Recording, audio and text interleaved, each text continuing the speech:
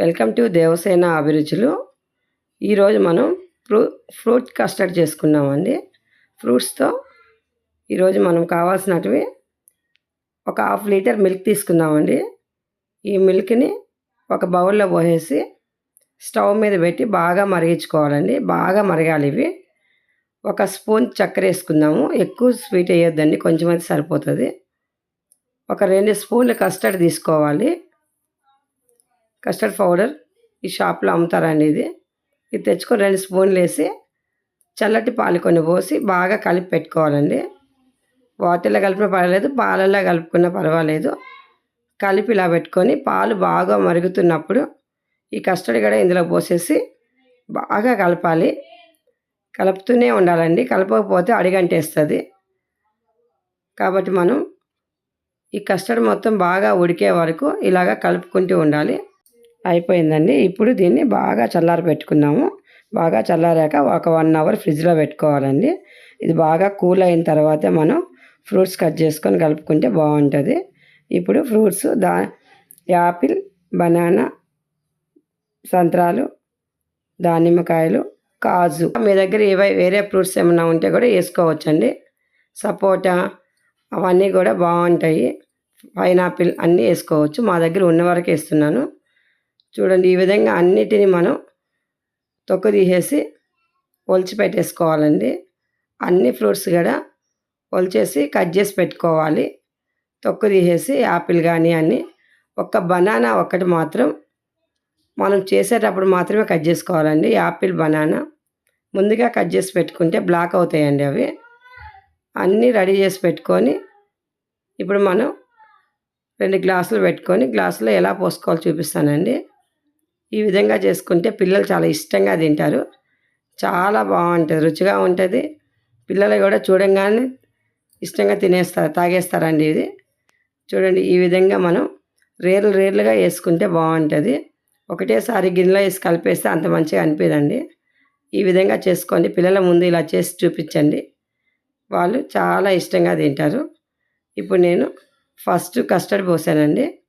తర్వాత దానిమ్మకాయలు, Apple, dates, ఈ విధంగా మనం కట్ చేసుకున్న ఫ్రూట్స్ ముక్కలన్నీ కూడా ఒక్కొక్కటి వేసుకుంటూ ఒక రేర్ వేసిన తర్వాత ప్రతిదీ కట్ చేసి పెట్టుకోవాలండి సన్నగా.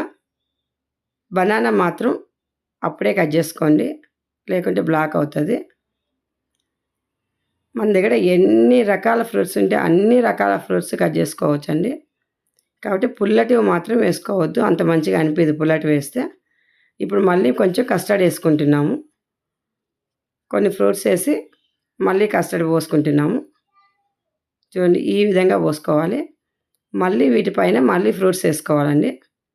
అప్పుడు మనకు కింద నుండి పై వరకు కూడా ఫ్రూట్స్ అనేది వస్తూ ఉంటుంది. కస్టర్డ్ ఫ్రూట్స్ సమానంగా ఉంటాయండి ఈ విధంగా వేసుకుంటే. చూడండి, ఎంత కలర్ఫుల్గా కూడా ఉంటుంది, తినడానికి చాలా మంచిగా అనిపిస్తుందండి. లైక్ చేయండి, షేర్ చేయండి, సబ్స్క్రైబ్ చేయండి. కొత్తగా మా ఛానల్ చూసే వాళ్ళు ఎవరైనా ఉంటే తప్పనిసరిగా సబ్స్క్రైబ్ చేయడం మర్చిపోవద్దండి. సబ్స్క్రైబర్ చేసి పక్కనున్న బెల్ ఐకాన్ నొక్కితే మేము చేసే ప్రతి వంటలు కూడా నోటిఫికేషన్ ద్వారా వస్తాయి మీకు. తప్పనిసరిగా సబ్స్క్రైబ్ చేయండి ప్లీజ్ అండి. చూడండి, మళ్ళీ మనం ఫ్రూట్స్ వేసుకుంటున్నాము. ఈ విధంగా అన్ని ఫ్రూట్స్ వేసుకోవాలి. మళ్ళీ ఒకసారి కస్టర్డ్ పోసుకుందామండి.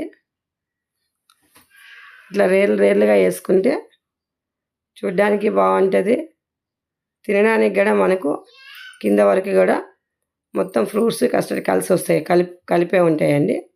తిన్న ప్రతిసారి కూడా మనకు ఫ్రూట్స్ అనేది వస్తూ ఉంటాయి. చూడండి, ఎంత కలర్ఫుల్గా ఎంత బాగుందో ఇలా చేసుకుంటే కదండి. చాలా టేస్టీగా ఉంటుంది, చాలా రుచిగా ఉంటుంది.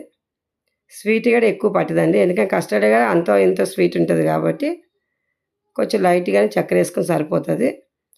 ఇప్పుడు కాజు కూడా సన్నగా ముక్కలు చేసి పెట్టుకొని, కాజు, బాదం ఏ ఉంటే అవి వేసుకోవచ్చండి. డ్రై ఫ్రూట్స్ కూడా ఇది వేసుకోవచ్చు, ఇది వేసుకోవద్దు అనేది ఏం లేదు. మీకు ఇష్టం ఉండని ఇష్టం వచ్చిన ఫ్రూట్స్ వేసుకోవచ్చు, ఇష్టం వచ్చిన డ్రై ఫ్రూట్స్ వేసుకోవచ్చండి. ఈ విధంగా మొత్తం ఫైనల్గా ఈ విధంగా చేసుకుంటే చాలా బాగుంటుంది. మన ఇంటికి ఎవరైనా గెస్టులు వచ్చినప్పుడు కూడా ఈ విధంగా చేసి ఇచ్చామంటే వాళ్ళు కూడా చాలా ఇష్టంగా తీసుకుంటారు. చాలా గ్రాండ్గా ఉంటుందని చూడడానికి కూడా చాలా బాగుంటుంది. ఇది మీరు కూడా చేసుకొని తినండి. చేసుకొని తిని చూసి మా కామెంట్స్ పెట్టడం మర్చిపోకండి. ఎలా ఉందో చెప్పండి తప్పనిసరిగా. Thank you for watching. ఎలా ఉంది కన్నా? సూపర్ ఉంది అమ్మమ్మ.